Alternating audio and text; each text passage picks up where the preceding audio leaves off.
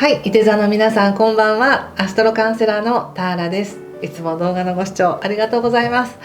今回は12月前半の全体運とお仕事、人間関係を見てみたいと思います。お願いします。それから来年の運勢がそろそろ気になってくる頃ではないでしょうか。来年の全体的な流れとか、各1ヶ月ごとの細かな星の動きとかエネルギーの変わり目というものをたっぷり解説したカペラノート PDF 版が販売になっておりますので、ご興味ある方はぜひ概要欄ご覧ください。これは池田さん向けのPDF になってまして、少し PDF 特典として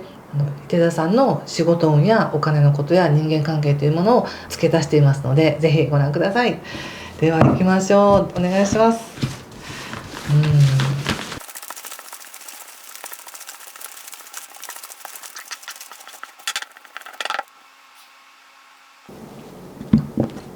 はい、じゃあ一緒に見てみましょう。お願いします。ソード2、カップ7逆、ソードエース、ソード6、皇帝逆、ペンタクルス10、フール、これさっきも出ましたね。フール混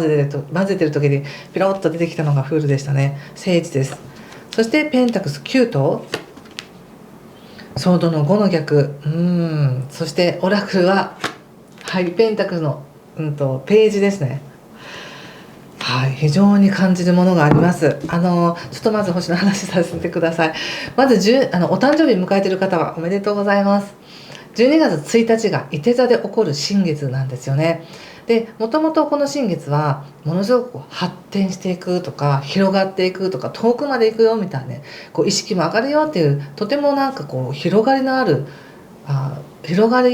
後ろから押されているようなエネルギーのいて座で起こる新月なんですね。ですからいて座さんはこの新月のエネルギーをめちゃくちゃ使います。とてもいい風に使います。でさらに前回動画でお話ししたと思うんですけど、11月の26日から12月16日までっていうのが水星逆行してますので、少し考えがまとまりにくいとか、ああかなこうかなっていうふうに考えやすかったり、後戻りしたくなったりっていうのも起こりやすい時です。でそれが全然悪いわけじゃないです。全然悪いわけじゃない。ただ真面目な契約書類とかそういったものはきちんと見直してほしいですし、ミスのないようにしてほしいですし、スケジュールなどはですねちょっと変更しやすいので、余裕を持ったスケジュールを組むのがいいかなと思います。でおそらくいて座の皆さんは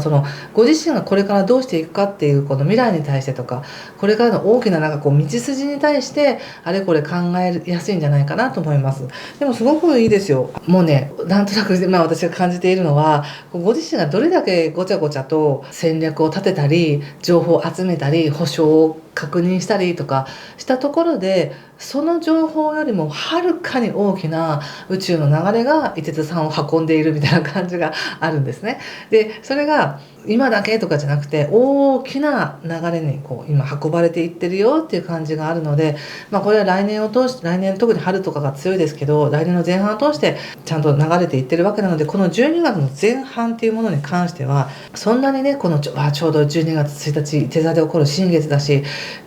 戦略立てて計画立ててと思うかもしれませんが、思いだけ意図しておいてくださいっていう感じかな。戦略はまだ変更になるから、そこまで綿密に立てなくても大丈夫って感じがしました。思いだけ、どのように過ごしたいんですかとか、来年どうなりたいとかでもいいし、自分が求めているもの、人生において求めているものをしっかりと把握して、そこで自分はそれにふさわしいんだということを体感できれば、もう12月1日の新月は OK って感じで、あと忘れてもらって OK って感じですね。でもう一つ星の動きでちょっと補足しておきたいのが、12月の7日から火星も逆行するんですよね。なので12月の前半っていうのは火星も水星も同時に逆行しますので、少し動きがおかしくなりやすいと思います。悪いわけじゃないけど思った通りにいかないみたいな感じがあるので、だからこそすごい大きな計画をバッチリ立てるというよりは、まだ変更するかもね、状況によってはぐらいの感じでいてほしいということです。そして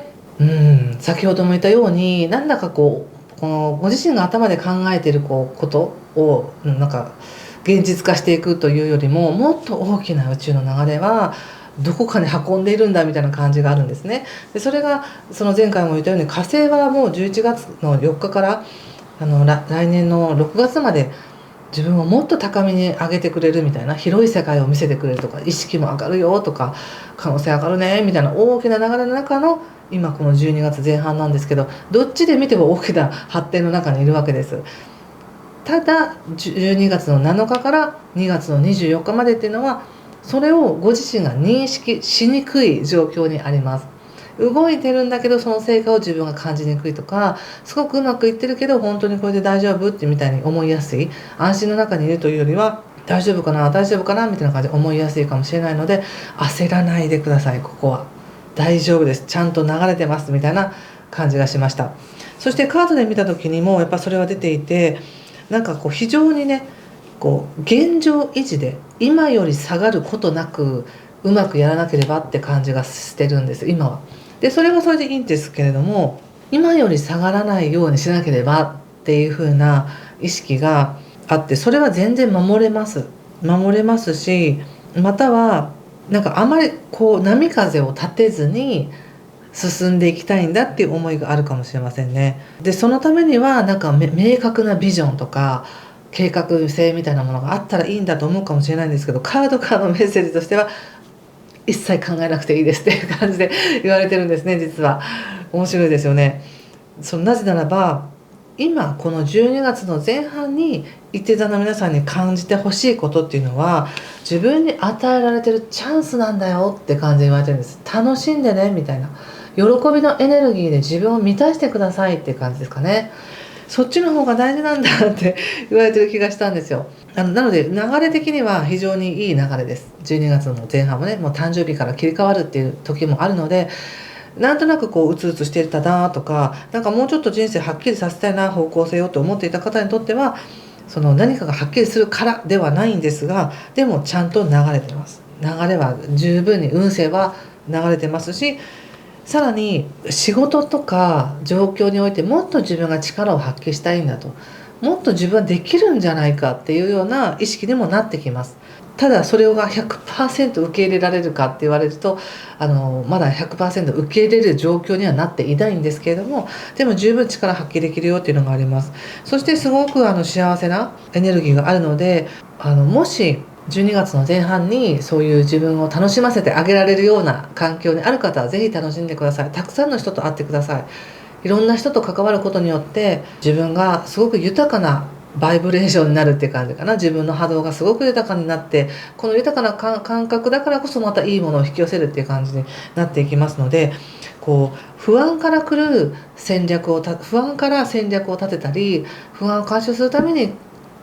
計画を立てたりっていうのはまた変更になりますみたいな感じがあるので、もうだったらもう12月の前半はもう今の自分でいきましょうと、今の自分で十分楽しみましょうと、十分幸せじゃないですかみたいな感覚で過ごす方がよっぽどチャンス来るよって感じで思いました。自分で自分のことを他者と比べて、これぐらいできてるとかこれぐらいできてないとかっていうふうに比べることもできますが、その上で進んでいく進歩っていうのはすごく自分では小さく感じるらしいんですね。もっと大きなエネルギーの中にいるんだって感じがしました。でもどれだけ大きなエネルギーの中にいたとしても、ご自身が感じられることは少しずつっていう感じなので、本当に焦らず一歩ずつ進んでいってくださいっていう気がしましたね。ちょっとお仕事のこと見てみましょうか。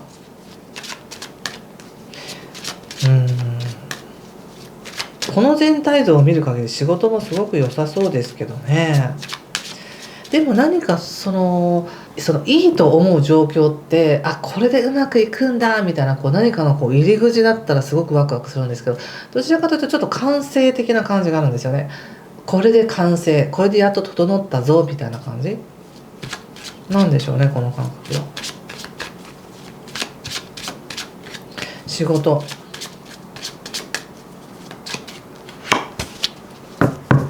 ワンド9、カップクイーン、女帝ということで、お仕事ってなった時に今までやってきた仕事が一つ完結するみたいな感じです。十分満たされる。だからここまで頑張ってきてよかったなとか、なんか自分でもちゃんと得られたわっていう感じがあります。でその次に行くってなった時にま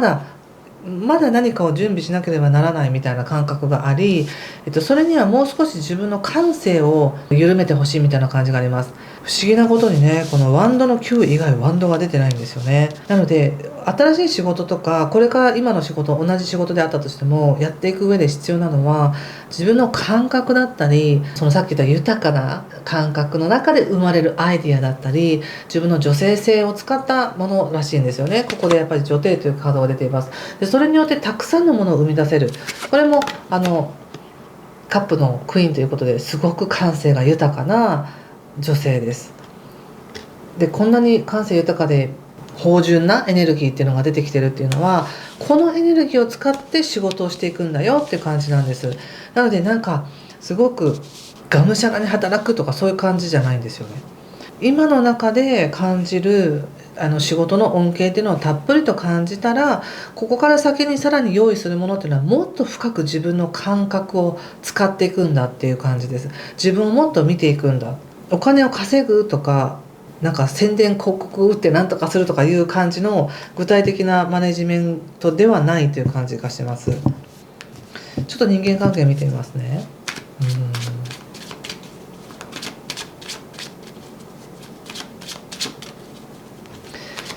なんかイメージできますか？この仕事に関して自分の感覚や感性をもっと使う、自分の直感をもっと信じるということと、自分の女性性のようなエネルギーを活用するんだよって感じで言われてるんですね。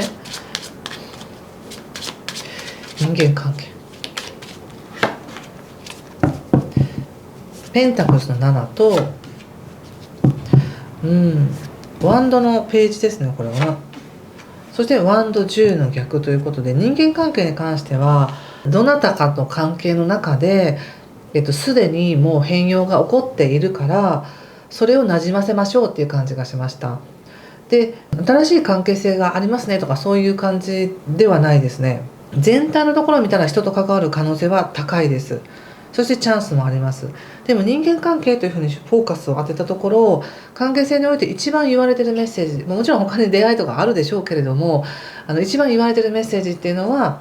その誰かとの関係において十分にもう変容したんですよっていうことなんですね。でそのエネルギーを引きずったまま誰かと会うとかではなく、自分でそれを消化して手放していくことの方が大事ですって言われてます、人間関係においては。だから誰かの例えばですけど、自分が好かれるために誰かにすごく気を使ったりとか、誰かに尽くしたりとか、そういうのはもうしないみたいな感じがありますね。でそうしてない自分っていうのがなんとなく遅れているかのような、あれいいのかなこれでって思うかもしれないんですけど、全然遅れてません。もうすでに変容したからって感じで言われているので、変容できた自分をもっと軽やかにする、もっと認める、もっと何かを誰かのために何かをしてあげなくちゃっていう思いを手放すっていうことの方が関係性においては強くメッセージが来ています。はい、恋愛はまた別で取りますのでね、誰の関係のことを言ってるのかちょっと分かりませんが、まあそんな感じですね。何かしらメッセージ受け取れましたでしょうか。分かりましたよ、伝わりましたよという方、ぜひいいねボタンやコメントで教えていただけると嬉しいです。ちょっと最後にもう一枚引いてみますね。なんか一番印象的なのは、今楽しんでいいんだって感じなんですよね。今これ以上は悪くなりたくないとか、もっとチャンスを生かしたいとか、自分の強みを出したいとかって思うかもしれないけど、そうやって頭で考えたり戦略打ったところでちょっと一旦ちょっと変更になりますからちょっと今は楽しんでおきましょうと、もう自分のバイブレーションを上げとく方が大事ですからって言われてるのがちょっと興味深かったですね。はい、全体を通してのメッセージ、池田さん。